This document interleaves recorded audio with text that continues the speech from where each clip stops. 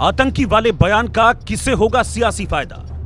आज भी हमें एक घटना सुनाई देती है कि किसी हिंदू लड़की को कोई मुसलमान उठाकर ले गया, मगर कोई उसका बिगाड़ नहीं पाता, क्योंकि ये केजरीवाल जैसे नटवरलाल, ये केजरीवाल जैसे आतंकवादी इस देश में छुपे बैठे हैं। हमें तो सोचने पर मजबूर होता है कि हम कश्मीर में पाकिस्तान के आतंकवादियों से लड़ें या केजरीवाल जैसे आतंकवादियों से इस देश में लड़ें।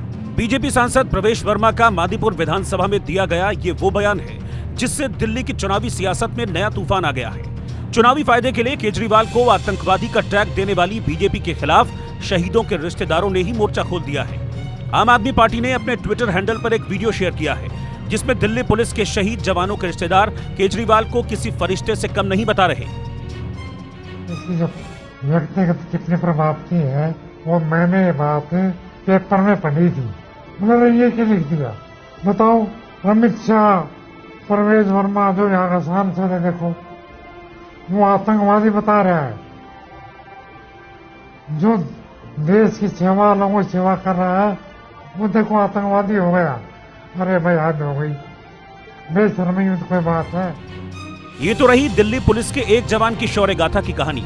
अब हम दिल्ली पुलिस के दूसरे शहीद जांबाज के रिश्तेदारों से आपको मिलवाते हैं। ये परिवार नागलोई में रहता है और बेटे की शहादत के बाद केजरीवाल सरकार की ओर से मदद की तारीफ कर रहा है और केजरीवाल को आतंकी कहे जाने को गलत बता रहा है। कभी भी और गवर्नमेंट सोच नहीं सकती थी कि भाई ये मदद करने से फैमिली को इतनी मदद मिल जाएगी। ये एकदम बिल्कुल गलत है। अरविंद केजरीवाल जी आतंकवादी कभी भी नहीं हो सकते और उन्होंने बहुत ही काम किए हैं। वो ऐसा कभी ना तो सोच सकते हैं देश के प्रति, और देश के हित में ही वो हमेशा पहले थे और आगे भी रहेंगे। तो अपना एकदम बड़े भाई की तरह ही मानता हूँ और हमेशा उनकी सपोर्ट में ही मतलब रहूंगा। इतना ही नहीं, अनिल कुमार मीणा के पिता दिल्ली पुलिस में हेड कांस्टेबल थे, लेकिन ड्यूटी के दौरान शहीद हो गए। केजरीवाल सरकार की ओर से 1 करोड़ की आर्थिक मदद मिली तो परिवार संकट के वक्त संभल सका। केजरीवाल जी की तरफ से 1 करोड़ रुपए की सहायता राशि मिली। उससे अरविंद केजरीवाल आतंकवादी नहीं है, हमारा ये मानना है। अरविंद केजरीवाल जी दिल्ली में बहुत अच्छा काम कर रहे हैं। वो दिल्ली के बेटे हैं और उन्होंने हर व्यक्ति के लिए बहुत कुछ किया है दिल्ली।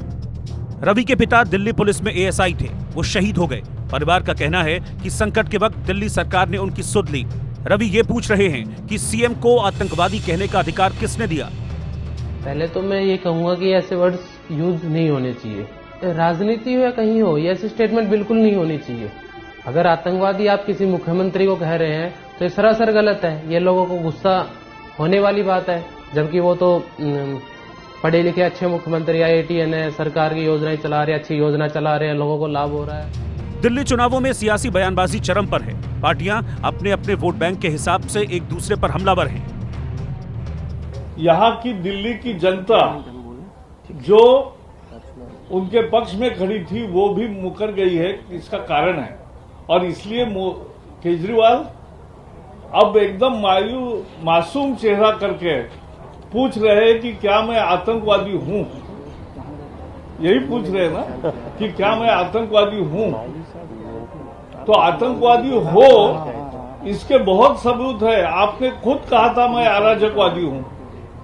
अराजकवादी और आतंकवाद में बहुत ज्यादा अंतर नहीं होता। केजरीवाल और भारतीय जनता पार्टी एक दूसरे के पूरक हैं।